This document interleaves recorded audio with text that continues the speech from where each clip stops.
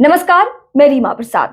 बांग्लादेश में उस्मान हादी की मौत के बाद से ही बवाल मचा हुआ है। पूरा बांग्लादेश अशांत है, लेकिन इस बीच ढाका की मेट्रोपॉलिटन पुलिस ने ऐसा दावा किया है जिससे भारत से तल्खियां और भी बढ़नी है। वैसे पहले भी दावा यही किया गया था ढाका पुलिस की तरफ से कि भारत भागे हैं हत्यारे। अब उनका तर्क यह है कि जिन 11 लोगों की गिरफ्तारी हुई है उस्मान हादी की मौत के बाद से, उन गिरफ्तार लोगों ने ही यह दावा किया है कि भारत के पूर्वोत्तर राज्य मेघालय भाग चुके हैं उस्मान हादी के हत्यारे। 2 लोगों के बारे में ऐसी जानकारी मिल रही है। दावा यह किया जा रहा है मेट्रोपॉलिटन पुलिस की तरफ से कि हत्यारे पहले हत्या करते हैं, फिर टैक्सी लेके बांग्लादेश से वो भागते हैं कहां, भारत के पूर्वोत्तर राज्य मेघालय में। और उनको रिसीव कौन करता है इसकी भी जानकारी है ढाका पुलिस के पास। वैसे ये ढाका पुलिस के बयान के बाद और इस तर्क के बाद भारत सरकार की ओर से कोई बयान, कोई दलील अभी तक नहीं दी गई है। पहले ही ये दोहरा दिया गया था कि राजनीतिक हिंसा किसी भी सूरत में नहीं बर्दाश्त की जाएगी और ना ही अल्पसंख्यकों के ऊपर जो अत्याचार हो रहे हैं उसे अगर बांग्लादेश ने नहीं रोका तो भारत चुप नहीं बैठेगा। लेकिन इस बीच एक बार फिर ये मामला सुर्खियों में है कि बांग्लादेश से उस्मान हादी की हत्या के बाद ये हत्यारे भारत में छिपे हुए हैं। वैसे भारत सरकार पहले ही और ईमेए की तरफ से ये क्लियर कर दिया गया है कि हत्यारों का भारत से कोई ताल्लुक नहीं है, किसी भी तरीके से भारत से उनका कनेक्शन नहीं है। वैसे बांग्लादेश इस बात को मजबूती से क्यों रख रहा है बार बार कि उस्मान हादी का हत्यारा कोई भारत में रहने वाला हो सकता है या मारने के बाद वो भारत भाग सकता है और भारत में उसे शह दिया जा रहा है।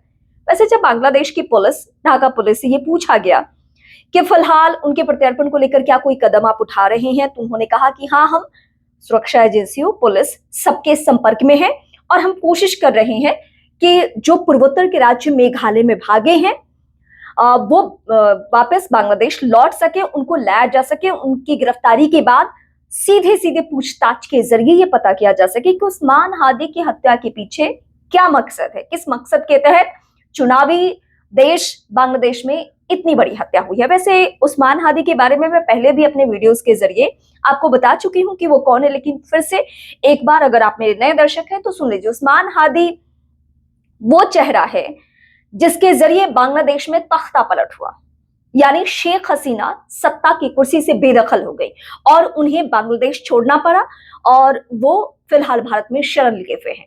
तो उस्मान हादी कोई आम चेहरा बांग्लादेश के लिए नहीं था।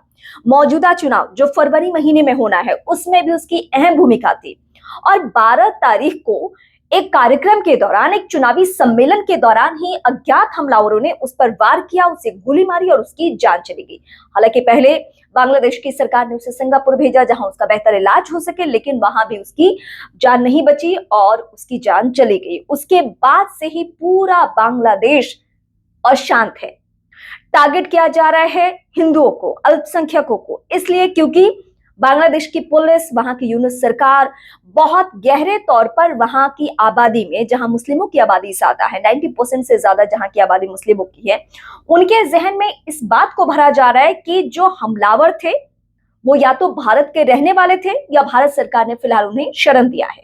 और एक बार फिर इस घटना की, यानी 12 दिसंबर को यह घटना होती है और अभी फिर एक बार भारत विरोधी ही स्टेटमेंट दिए जा रहे हैं या भारत विरोधी ही तर्क दिए जा रहे हैं कि भारत सरकार ने ही उन्हें छुपाया है या भारत के पूर्वोत्तर राज्य मेघालय में वो रह रहे हैं और इसीलिए भारत की भूमिका बहुत बड़ी हो सकती है। शुरुआती वक्त से हम देख रहे हैं यूनिस सरकार की एक ही मंशा है कि वो हर हाल में उस्मान हादी की मौत का जिम्मेदार भारत को ही ठहराए कि भारत ने ही ये कदम उठाए हैं।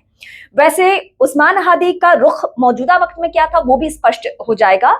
मैं आपको बताने जा रही हूं, उस्मान हादी अभी यूनुस सरकार के खिलाफ भी बगावती तेवर में था और माना यह जा रहा था कि हो सकता है, इस बात की पूरी गुंजाइश है कि वहां पे बांग्लादेश में फिर से तख्ता पलट होना था। वैसे तो चुनावी सर पे 2 महीने बाद ही चुनाव, फरवरी महीने में चुनाव होना है, तो 2 मकसद बांग्लादेश की तरफ से, ऐसा भारत का भी कहना और ऐसा दुनिया भर की रिपोर्ट्स भी दावा कर रहे हैं कि यूनुस सरकार की ये मंशा थी कि अगर उस्मान हादी की मौत के बाद पूरा बांग्लादेश अशांत हो जाता है, वहां पे लॉ एंड ऑर्डर बहुत ही खराब सिचुएशन में पहुंच जाए, तो चुनाव को इस आधार पे टाला जा सकता है, यानी उनके लिए वक्त और मिल जाएगा।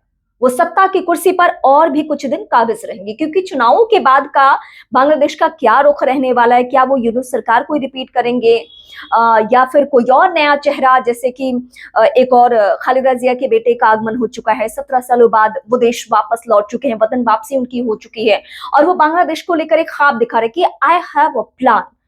इसके बाद ये सब कुछ मान के आप चलिए कि यूनूस सरकार इतनी आसानी से तो कम से कम बांग्लादेश की सत्ता पे काबिज नहीं होने वाले हैं।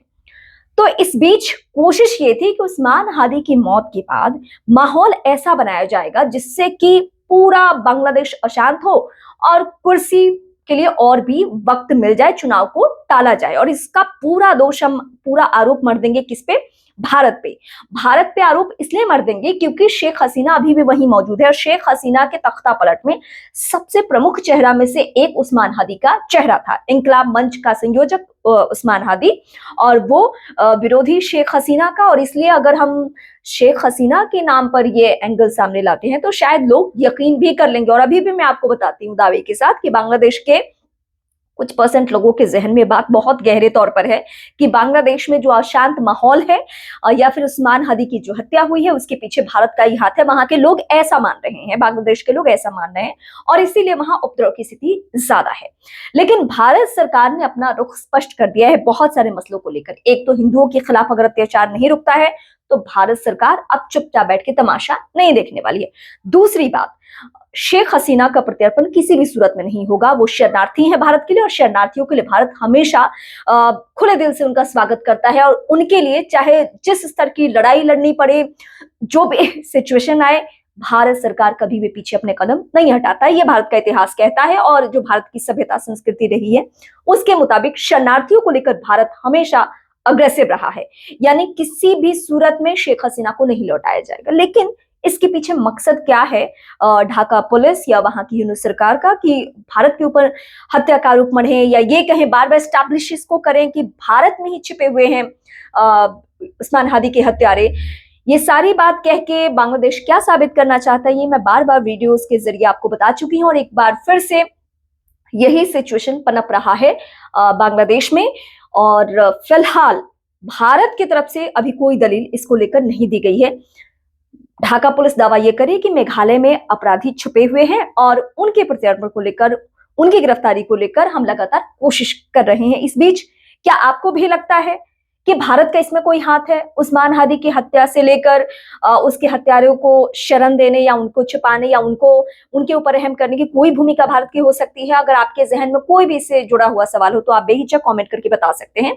अगले वीडियो में हम उस पर जरूर डिस्कस करेंगे क्योंकि फिलहाल बांग्लादेश का मसला दुनिया के लिए एक बड़ा मसला बन चुका है और बहुत सारे ऐसे सवाल निकलकर सामने इसलिए आ रहे हैं क्योंकि वहां पे हिंदू अल्पसंख्यक है और हिंदुओं के खिलाफ अत्याचार बढ़ रहा है। इस बीच आप मेरे चैनल यानी रीमा प्रसाद चैनल को जरूर सब्सक्राइब करें अगर आप नए दर्शक हैं। और इसके अलावा अगर आप पहले से मुझे सब्सक्राइब कर रहे हैं तो आप मुझे कमेंट करके बता सकते हैं कि किस विषय पे आपको वीडियोस देखने हैं। और फेसबुक, इंस्टा, ट्विटर पे आप मेरे साथ जुड़ सकते हैं।